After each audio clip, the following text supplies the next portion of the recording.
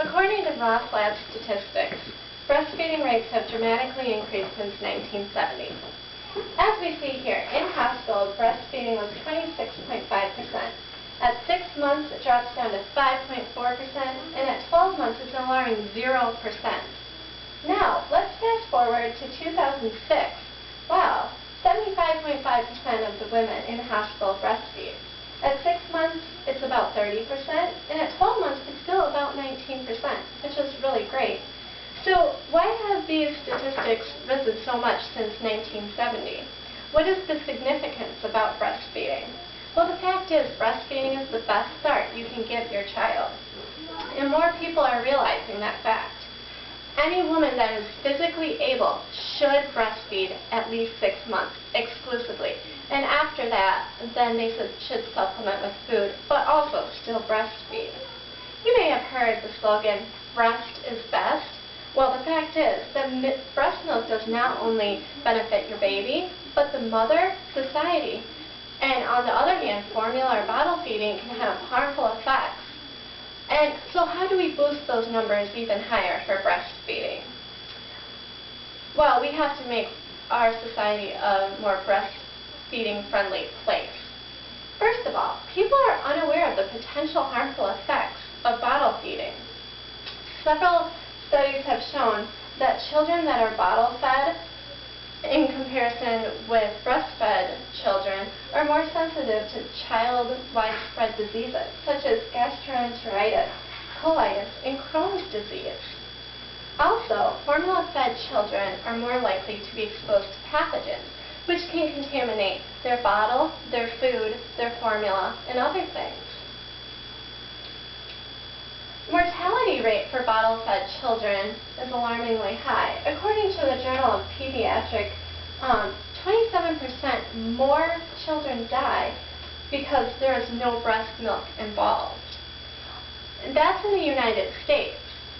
It is estimated that 250 to 300 infants die each year from a diarrheal infection. That's just diarrheal infection as a result of bottle feeding. So we could save a lot of lives just by breastfeeding. Also, adults may suffer also, which is pretty alarming. So if you don't suffer from some of the childhood diseases just from bottle feeding, you could suffer as an adult. Some of the more common ones is allergies, diabetes, hypertension, lymphoma, and colitis, but there are others. Now that we have talked about the pitfalls of bottle feeding, let us explore the benefits of breastfeeding. Breast milk is made for your baby. So human milk is a live substance. According to Mary Ann Neffert, medical doctor, breast milk contains a special antibody, secretory IgA. It also has enzymes, white blood cells, and other immune support. And according to Amy Spangler, which is an RN in IBCLC, breastfed babies have less constipation, diarrhea, and UTIs. Milk changes as your baby changes. So first of all, we have colostrum. This is present at the very end of pregnancy and the very first days after you've had your baby. And this is a thick yellow substance that is high in protein, low in fat, and rich in antibodies that are going to protect that baby. And then we go into the transitional milk. That's the second stage. And so the amount of sugar, fat, and calories all increase. And then goes into the mature milk, which we're more familiar with. And there's two types there. It's the hind milk and the fore milk. And those two are pretty much, the fore milk is going to be lower in the fat and protein and calories, and then the hind milk is going to be higher in those things. And it's pretty much distributed through the nursing process. Well, let's look at formula versus breast milk under a microscope.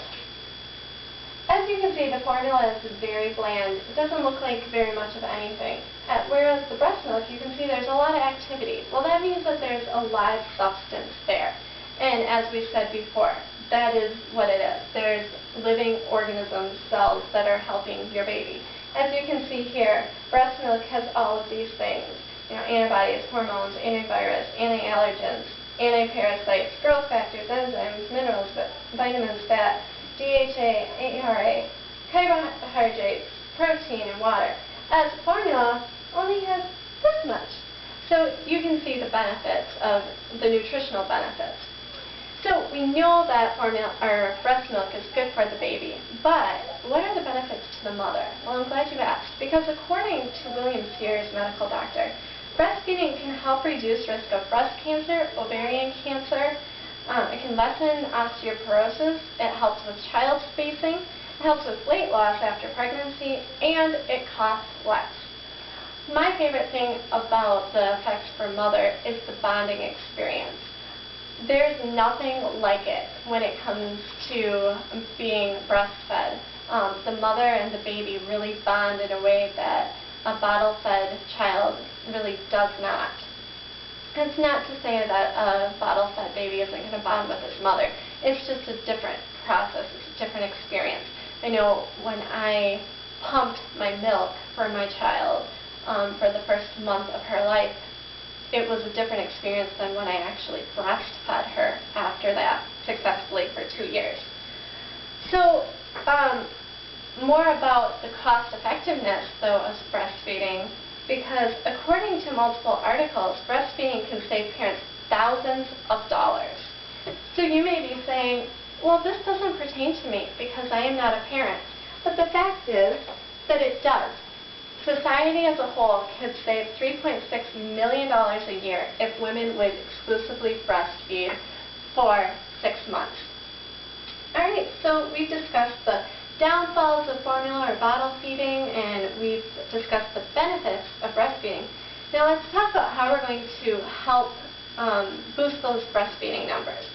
Well, we need to make society a breastfeeding friendly place, and some of the things that you can do is pass laws. Wisconsin just passed a law that any mother that wants to breastfeed in public can do so without any interference. And if somebody would interfere, that they would get a fine. So that's one thing. Another thing is we can talk to our employers. Breastfeeding mothers want to do the best for them and their babies, but they sometimes have to go back to work.